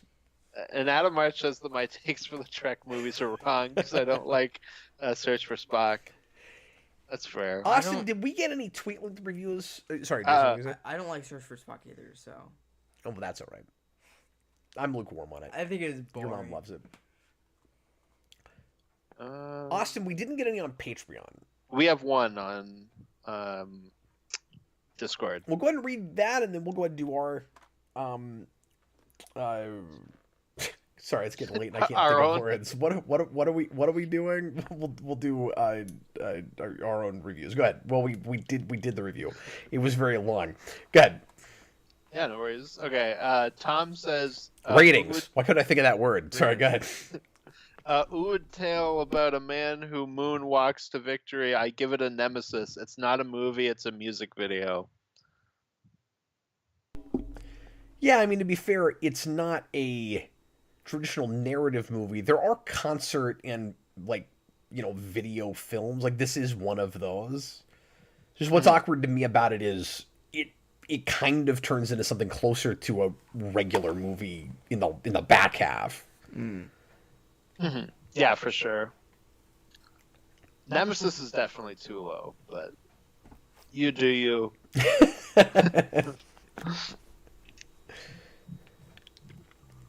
Yeah, no, I mean, this is in kind of a category of its own, or at least it's. Mine just ended.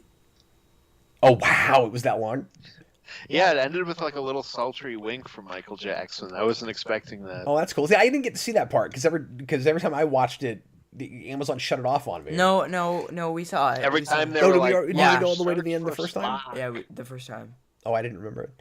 Okay, so Jason, we'll go ahead and start with you. And you already said your rating, but I don't know if you've changed it. No, I've changed it. Okay, it's not Legend. It's not Legend? Okay. So you said it was kind of like in a thing of its own. Yeah. Which I agree with. Or at least it's in a league that makes it difficult to compare it to other superhero movies. Yeah, it's in a Justice League of its own, if you will. Which is why I'm going to play it safe, and I'm just going to put it in Hero.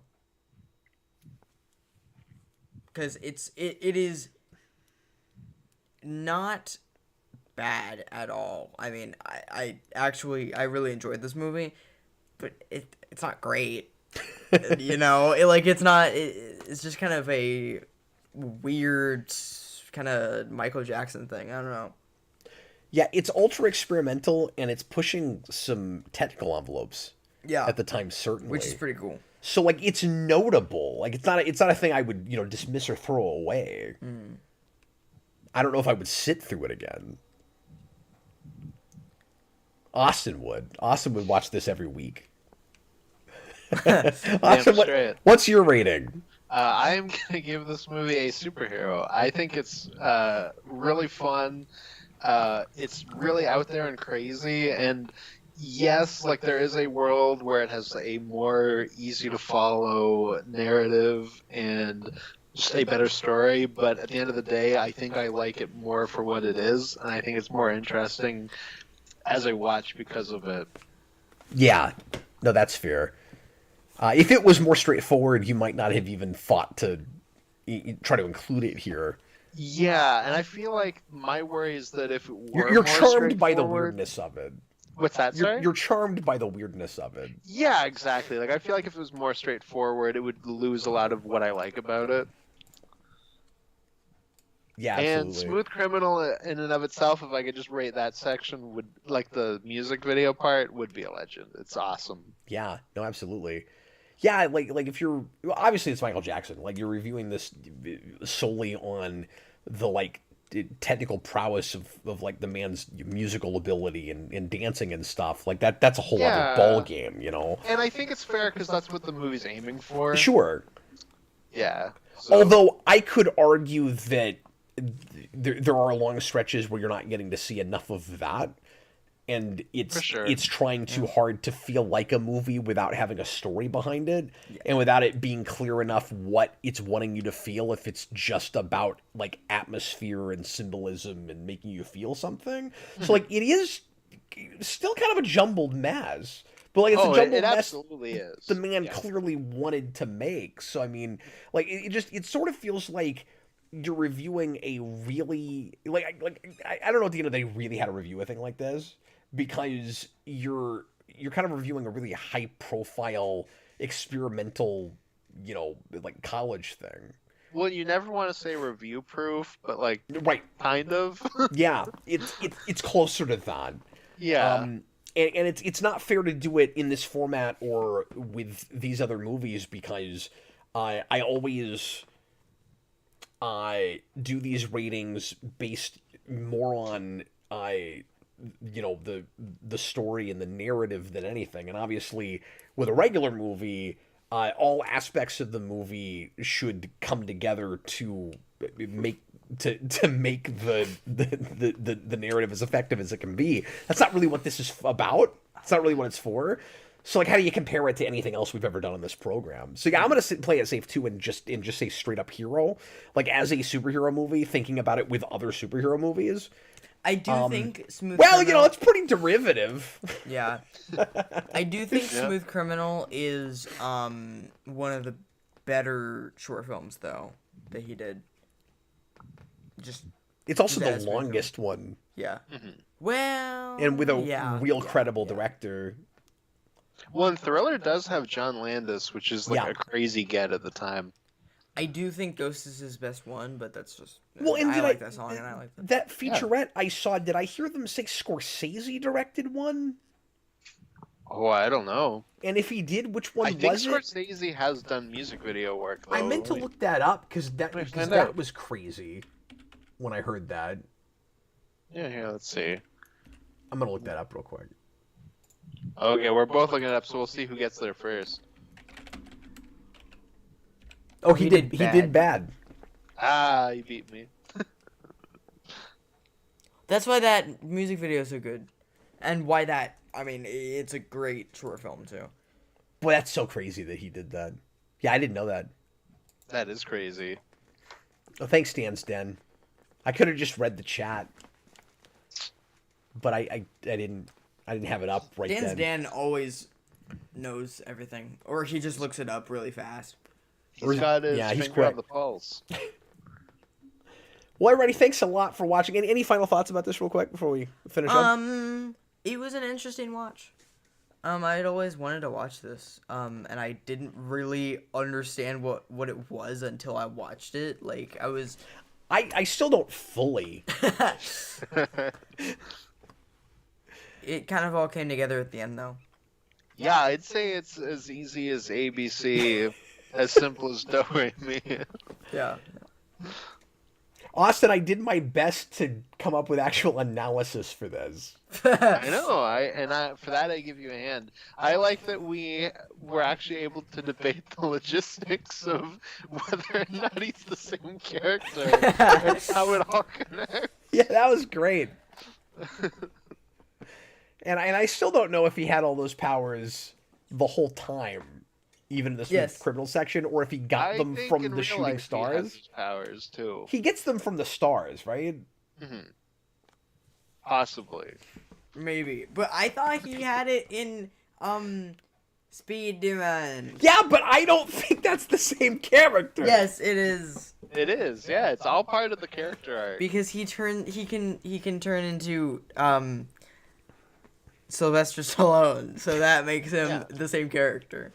All you really had to do was to have it all under one umbrella, under one framing device, Austin, is just at the very beginning when he walks out, and you just see his feet, and he's got like the fairy dust coming out or whatever. All he had to do was walk into that club and snap his fingers and close the door behind him with the white light, and the whole movie makes sense. Oh, that's how you open it. That's all you had to do. Mm-hmm. You could justify everything that happens after that. That is true. Right? Yeah, 5 seconds, you would have had the framing device you needed for the entire movie. Well, anyway, once again, everybody, thanks a lot for joining us. Next week, we're going to do, indisputably, an actual superhero movie. And we figured we should do... an indisputably worse superhero movie, might I add. Yeah. I guarantee you my rating for that is lower than what we just did tonight. Next week... And Jason's never seen this movie, and he probably won't be on the video, but I think you're going to watch it, right? Yeah, I am. We're finally going to... Did you just call me Blob? Double back and do X-Men Origins Wolverine... which I've not done any content for in a really long time, and I'm not really looking forward to having to watch it again. Austin's never done any But it'll be content for kind of it. fun to talk about it with Austin, I think. We wanted to do some kind of lead up for Deadpool 3, and that seemed like the most appropriate thing since it's Reynolds and Jackman. That's where it all began. And I'm sure they'll have a lot of jokes about it in that movie. True. So there were a lot of things we could have done. Like we haven't done the commentary for Logan yet. Either the Deadpools. Like we could have done like 4 weeks of lead up to that movie if we really wanted to. I knew Austin would probably cut his ties and not do the show anymore if we did that because he's not a big Deadpool fan. But I would have done it. Like out of all things, like there's worse things we could have done. That's true. I know you don't like those movies as well as I do, but yeah. I think I also like they wouldn't make like my bottom 50 or like bottom 100. I wouldn't think. Like it's more of like a. Oh, so you think you're a little more indifferent than? Yeah, like there's things about them I like, but I think overall, like I'm not a big fan of those movies. But I think it would be cool if we did a like commentaries on Wolverine episodes of X-Men. Oh, that's not a bad idea. Because we do those sometimes for movies. Yeah. And I could pick. You can also do Deadpool's appearance in 90s X-Men. We'll just do that episode where you blink and you miss it. Yeah. Yeah. Just because he's there for 3 seconds. And it's like in the middle of the Phoenix Saga, so it'd be really awkward to watch on its own. Hulk Versus is one you could do. Yep. Hulk Versus. That's the first place I ever saw Deadpool. I think like that knowing this is Deadpool because like I know he's in Marvel Ultimate Alliance, but I wouldn't have even known who that was. So yeah, he's got a really weird voice in that. I think that might be was that Nolan North in that movie? Yeah. And is that who voices him in the video game, or was it somebody else? Yeah, I thought so. But in Marvel Ultimate Alliance, he's got like a Rorschach voice. He's got like a really deep, raspy voice. Oh, weird. Sorry, I misunderstood what you said. I thought you meant okay. He had a weird voice in Hulk Versus. Oh, no. It's just Nolan North doing this Nolan North thing, yeah. No, and he sounds good. Yeah, I mean, he's like the go-to voice actor for Deadpool. Yeah. And not that far off from what Ryan Reynolds would do with it, either. No, exactly. I think that's why the other one I was saying sounds weirder, because now there's more of a consistent, like, this is what he sounds like thing. Yeah. Well, guys, as always, I'll do just a quick spiel for Patreon. One of the cool things that you get as a Patreon producer at the $10 tier is you get to help us pick movies, sometimes for the show. We picked Origins on our own because I wanted to do something leading up to Deadpool, but we'll probably let you guys help us pick the next time around. This one was a wheel spin. And if you didn't see it last time, Austin was so excited when it landed on that. It was quite a moment. And it was exactly everything I was hoping it would be. It was perfect. Actually, I had a really good time doing that. Yeah, I had like a very like, oh, this isn't gonna go the way I thought it would. When you messaged me like, why are we watching this? I was like, uh-oh. I should have just gotten through the rest of the movie before I messaged you, but no, I mean it's fair. Like if you don't know anything about the movie, half an hour in. Well, I had no reason to expect that the back half would all be of a piece. Mm-hmm. Yeah, exactly. Because what's funny is I watched probably 30 minutes before I sent you that, and it became the Smooth Criminal section right after that. Mm-hmm. So if you remember, like 5 minutes later, I messaged you back, and I was like, "Oh, okay, I kind of see what we're doing now." All right. Yeah, it's like right at that point. But something else you get as a Patreon producer is your name read at the end of each Superhero Rewind commentary episode, and anything we do with the Rewind banner. And I'm gonna let Jason help me out with it tonight. I was gonna say you guys can both do them now. Let me just get this set up real quick, Jason.